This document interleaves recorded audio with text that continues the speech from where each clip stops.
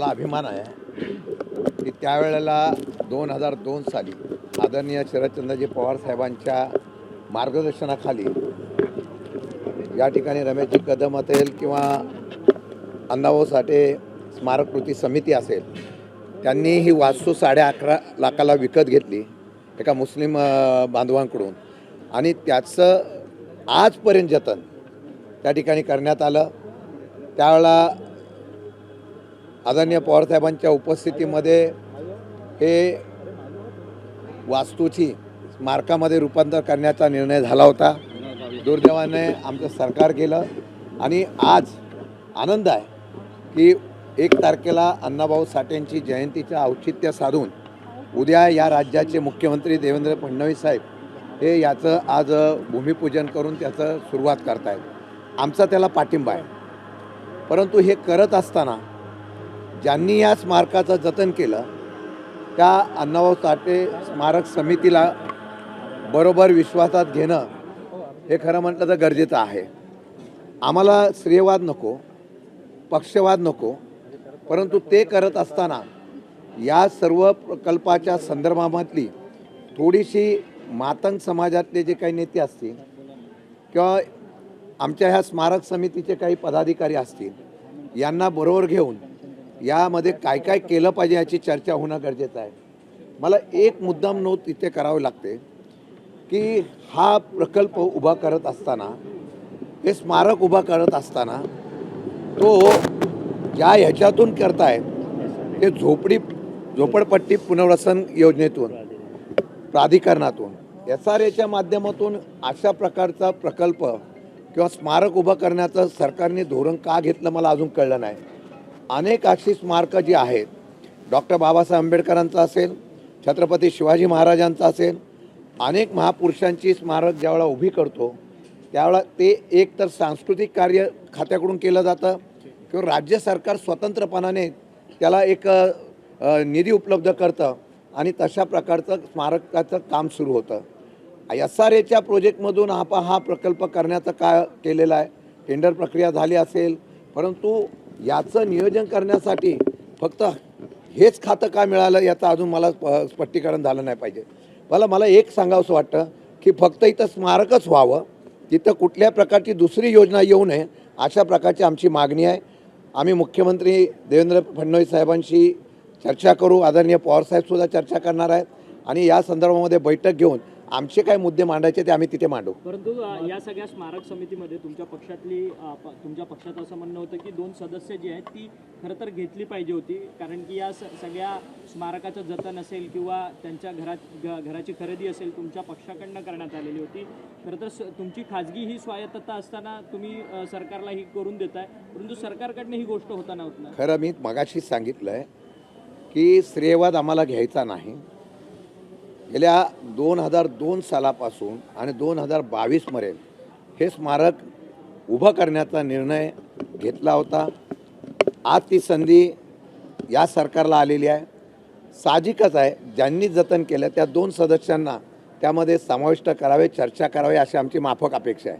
शेवटी निर्णय त्यांचा आहे, परंतु आमचं नियंत्रण निश्चितपणानं राहील, कारण त्यावेळेला स्वतःच्या 18.5 लाख रुपये देऊन ही कृती समितीने या असलेल्या स्मारकाचं आजपर्यंत जतन केलेलं आहे. त्याचा मालकी हक्क आम्ही दाखवत नाही. एक चांगलं स्मारक उभं राहावं आणि ज्यांनी या असलेल्या श्रमकरीचं आणि त्याचबरोबर स्वातंत्र्य काळामध्ये ज्या पद्धतीने आपलं योगदान दिलं त्याचं उचित अशा प्रकारचं स्थान प्राप्त व्हावं अशी आमची प्रामाणिक इच्छा आहे. स्मारकाला विलंब होतोय का?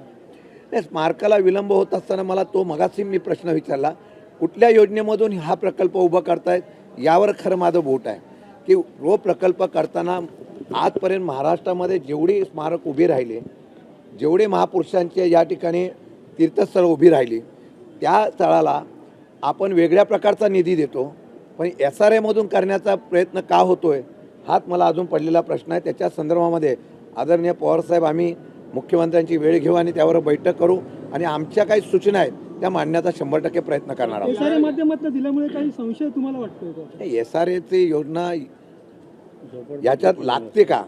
झोपडपट्टी पुनर्वसन करतोय का अण्णाभाऊ साठे यांचं लोकशाहीरांचं आपण स्मारक उभं करतोय हाच प्रश्न आहे. महाराष्ट्रातली पहिलीच घटना अशी असेल की ती SRAमधून केली जाते आणि ती SRA करत असताना दुसरीकडे विकास कुठं डेव्हलप करणार नाही याची मला खात्री आहे. परंतु तो डेव्हलप करून या असलेला उपयोग दुसरीकडे कोणाला वापरायला देतात का, त्यातून पैसे उपलब्ध करतात का, एवढं सरकारकडे कमी नसावं.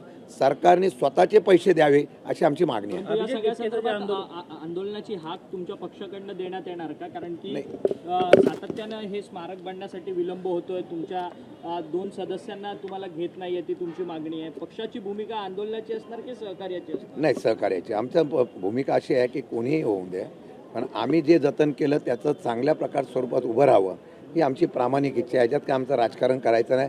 आज भेट द्यायला एवढंच आलं होतं की आम्ही 2002 सालापासून हे केलेलं स्मारक त्याची आठवण ही जतन करावी म्हणून आम्ही इथं आलेलो आहोत आणि ते आठवण करण्याचा अभिमान आम्हाला एवढाच आहे की आजपर्यंत आम्ही ते टिकून ठेवलं, जपलं, त्याचा आम्हाला सार्थ अभिमान आहे. तुमच्या पक्षाचे नेते आहेत एकनाथ खडसेंच्या आणि रक्षा खडसेंच्या संदर्भातली एक अभद्र ऑडिओ क्लिप जी आहे ती खरं तर समोर येताना पाहायला मिळते. भाजपचे मंत्री गिरीश महाजन आणि त्यांचा कार्यकर्ता दीपक विजय चौधरी या दोघांमध्ये ते संभाषण आहे.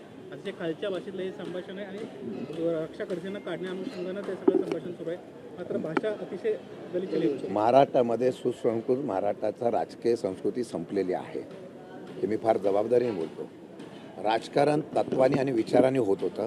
हल्ली राजकारण वैयक्तिक पातळीवर जातं हे सर्वात दुर्दैव आहे. एखाद्याचं आयुष्य उद्ध्वस्त करून त्यामध्ये सत्तेचं हास्य उभं करणं ही नवीन संस्कृती भाजपमध्ये आली असेल तर त्यांना लक लाभ आहे.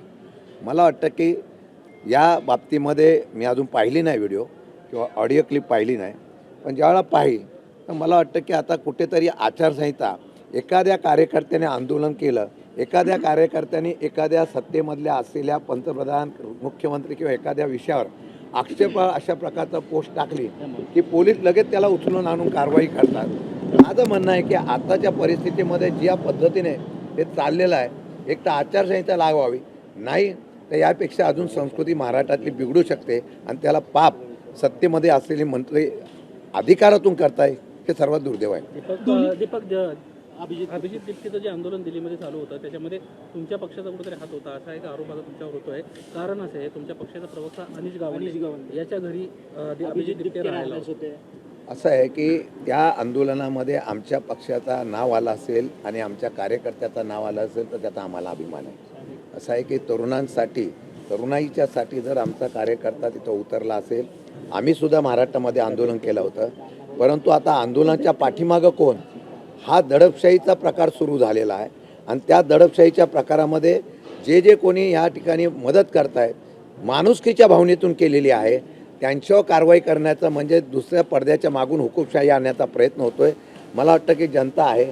आता त्यांनी सांगितलं होतं, कोर्टाने सांगितलेलं कोणावर गुन्हे दाखल करू नका, तरी आता गुन्हे दाखल केले जात आहेत. याचा अर्थ परत हे आंदोलन दडपण्याचा प्रयत्न होतोय. मला वाटतं की आता ही लागलेली आग आहे, ही विझणार नाही. जेवढं तुम्ही दाबण्याचा प्रयत्न करा तेवढी उचलून बाहेर. संभाजीनगरमध्ये वक्तव्य केलं की माझ्यावर दबाव होता की भाजपमध्ये येण्याच्या संदर्भात ऑफर आहे मला भाजपमध्ये येण्याची.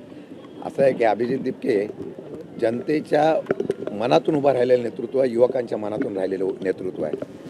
त्यांना चांगलं वाईट कळतं. या भाजपच्या विरोधातली भूमिका तरुणाईमध्ये होती म्हणून त्यांनी अभिजित दीपकेंना पाठिंबा दिला. आता अभिजित दीपकेंना आपल्याकडे वळवण्याचा प्रयत्न भाजप करत असेल तर ते घाबरलेले आहेत. तरुणाई विरोधात जाते म्हणून घाबरले आहेत. अभिजित दीपकेने सत्य सांगितलं असेल तर मला वाटतं की त्यांचं मी अभिनंदन करेल की निदान लढण्याची भूमिका त्यांच्याकडे आहे याचा सार्थ अभिमान आहे. रामदेव बाबा आहेत त्यांच्याकडून आंदोलनाविषयी रामदेव बाबा आहेत त्यांच्याकडून या झेंजींनी आहे ते देशाला बदनाम केलेलं आहे असं वक्तव्य केलेलं आहे. कसं बघता याला? त्यांना पातंजली तर दुसरे एखादी ऑर्डर चांगली मिळाली असेल सरकारकडून किंवा तुकाराम मुंडेंनी FDIची कारवाई करू नये त्यांच्यावर अशी सुद्धा अपेक्षा असेल. मला वाटतं की बाबा जे आहेत ते फक्त व्यवसायासाठी बाबा झालेले आहेत. त्यांना बाबा म्हणू नये. त्यांनी फक्त सरकारचा पाठिंबा घेतला, जमिनी घेतल्या, नागपूर वगैरे याच्यामध्ये अल्पदरामध्ये जमिनी घेतल्या आणि व्यवसाय सुरू केले आणि व्यवसायामध्ये त्यांच्या असलेल्या प्रोडक्टला ज्यावेळेला चौकशी केली ते बोगस आहे म्हणून निघाले. तसं त्यांचं प्रोडक्ट बोगस आहे तसा हा बाबासुद्धा बोगस आहे. शिंदेसाहेब, दोन्ही राष्ट्रवादीच्या नेत्यांकडनं दिल्लीत गाठीभेटींचं सत्र सुरू आहे. विलिनीकरणाबाबत चर्चांना पुन्हा एकदा जोर आले. मला वाटतं तुम्हाला विलिनीकरणाशिवाय दुसरा कुठला विषय रोध नसतो. आता भेट झाली तरी पवार साहेबांनी ते क्लिअरिफिकेशन केलेलं आहे. मला वाटतं की अशा प्रकारची कुठलीच चर्चा सध्या नाही.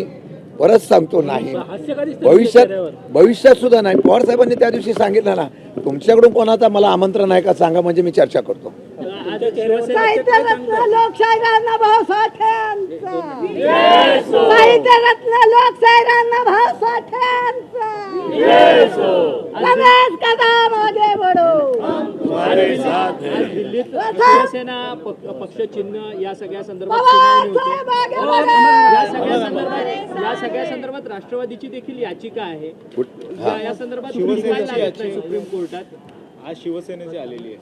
शिवसेनेची कोर्टावर असं आहे की जोपर्यंत आम्ही सुप्रीम कोर्टात आदर ठेवतो, पण जोपर्यंत या सर्व निर्णयाचा सुप्रीम कोर्टाकडून निर्णय लागत नाही तोपर्यंत सुप्रीम कोर्ट कोणाच्या आधिपत्याखाली काम करतोय का अशी शंका उपस्थित होते. निवडणूक आयोगाने तर केंद्र सरकारच्या भाजपच्या नेत्यांच्या अंदर काम केलं आहे.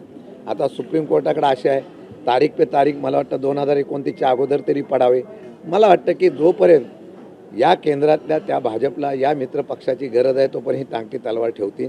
ज्यावेळेला त्यांना वाटेल की हे आपल्याला आता आवश्यक नाही त्या दिवशी निकाल लागेल अशी माझी अपेक्षा आहे. सध्या राज्यात काम सुंदर करतात, परंतु त्यांच्यावरती अधिकाऱ्यांचा दबाव येताना पाहायला मिळतो. कारण की अधिकाऱ्यांना खरं तर एक्स्ट्रा ड्युटी करावी लागते. त्यामुळे 29 अधिकाऱ्यांनी थेट मंत्र्यांकडेच त्यांची तक्रार केलेली आहे. मला वाटतं की एखादा चांगला अधिकारी काम करत असेल आणि तो जनतेच्या मुलांच्या भवितव्यासाठी, हितासाठी, आरोग्यासाठी काम करत असेल. आज सुद्धा त्यांचा एक निर्णय आहे की जंक फूड आता विद्यार्थी शालेय जीवन कॉलेजच्या आणि शाळेच्या बाजूला देऊ नये. त्यांनी चांगला निर्णय घेतला असेल. आता जनता जागृत झालेली आहे. जर दुर्दैवाने अशा अधिकाऱ्यावर कारवाई करण्याचा प्रयत्न झाला तर परत जनतेची कॉक्रोच पार्टी उभी राहील आणि तुकाराम मुंडेंच्या मागे उभी राहील.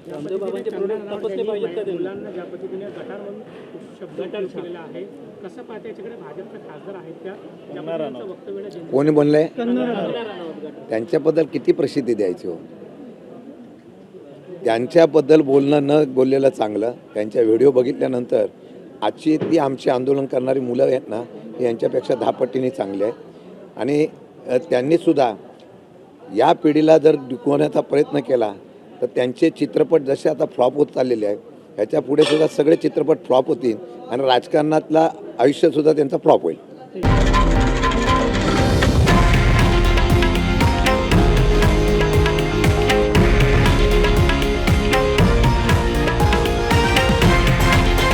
हे आहे देशातील नंबर 1 न्यूज नेटवर्क आणि आपण पाहत आहात TV9 मराठी, एकमेव.